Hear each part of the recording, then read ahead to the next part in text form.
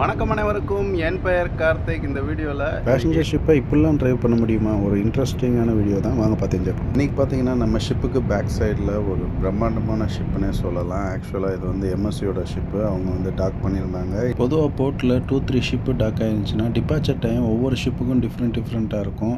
வந்து இன்றைக்கி வந்து இந்த ஷிப்புக்கு அடுத்து நம்ம டிபார்ச்சர் ஆகிறோம். அதனால நமக்கு இது ஒரு நல்ல சான்ஸாக கிடச்சி இந்த ஷிப்போட ஃபுல் ரொட்டேஷனை எடுக்கிறதுக்கு. இந்த வீடியோ ரொம்பவே இன்ட்ரெஸ்டிங்காக இருக்கும். நீங்கள் கடைசி வரையும் ஸ்கிப் பண்ணாமல் பார்த்தீங்கன்னா தெரியும் எவ்வளோ ஒரு பிரம்மாண்டமான மெட்டல் ஆப்ஜெக்ட் இப்போ 360 ரொட்டேஷன் எடுக்க போகுது. பொதுவாக பார்த்தீங்கன்னா பேசஞ்சர் ஷிப்பு நின்ன இடத்துல இருந்தே 360 ரொட்டேஷன் வந்து ரொம்ப கேஷுவலாக பண்ணுவாங்க. ஆனால் அதுக்கேற்ற மாதிரி ஸ்பேஸ் இருக்கணும். இந்த மாதிரி எல்லா போர்ட்லேயும் 360லாம் எடுக்கணுன்றதெல்லாம் கம்பல்சரி இல்லை. அதுக்கேற்ற மாதிரி தான் ஷிப்பையும் பொதுவாகவே டாக் பண்ணுவாங்க. ஆனால் இன்றைக்கி பார்த்தீங்கன்னா 2 ஷிப்பு டாக் ஆகியிருந்ததுனால போதுமான ஸ்பேஸ் இல்லை. அதனால தான் இன்றைக்கி இந்த ஷிப் வந்து 360 எடுக்கிறாங்க.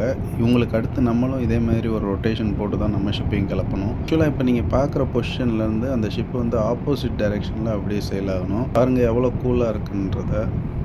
என்னதான் கப்பலில் வேலை பார்த்தாலுமே எனக்கு எப்போயுமே நான் பார்த்து ரொம்ப ஆச்சரியப்படுற விஷயம்னு பார்த்தீங்கன்னா, ஒரு மேன்மேட் ஆப்ஜெக்ட் வந்து எவ்வளோதான் ஃப்ளோட் ஆகுது. ஒரு குண்டூசியை கடலில் போட்டாலும் அப்படியே உள்ளே போயிடும். ஆனால் ஆக்சுவலாக ஒரு சயின்ஸோட எஃபெக்டை பார்த்தீங்கன்னா அவ்வளோதான் இருக்குது. பார்த்தீங்களா எவ்வளோ அமேசிங்காக. மறக்காமல் உங்கள் கமெண்ட்ஸ் என்னன்றதையும் கீழே மறக்காமல் கமெண்ட்ஸில் மென்ஷன் பண்ணுங்கள். இப்போ இந்த வீடியோ ஃபுல்லாக பார்த்து என்ஜாய் பண்ணுங்கள். வீடியோ ரொம்ப பிடிச்சிருந்தா உங்கள் ஃப்ரெண்ட்ஸ் அண்ட் ஃபேமிலி சர்க்கிளையும் ஷேர் பண்ணிவிடுங்க.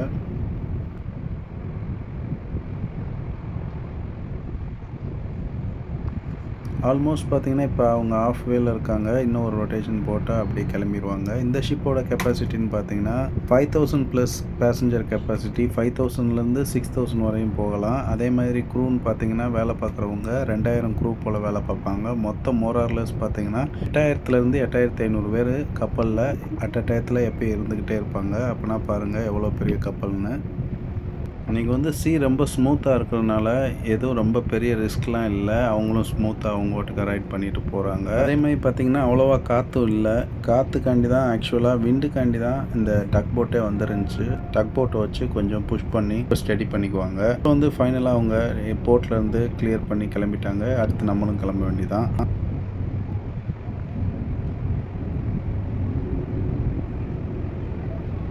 ஷிப்கார்த்திக் சேனலை சப்ஸ்கிரைப் பண்ணலைன்னா சப்ஸ்கிரைப் பண்ணி வச்சுக்கோங்க. உங்கள் ஃப்ரெண்ட்ஸ் அண்ட் ஃபேமிலியோடையும் ஷேர் பண்ணி வச்சு என்ஜாய் பண்ணுங்கள். பாய் பாய்.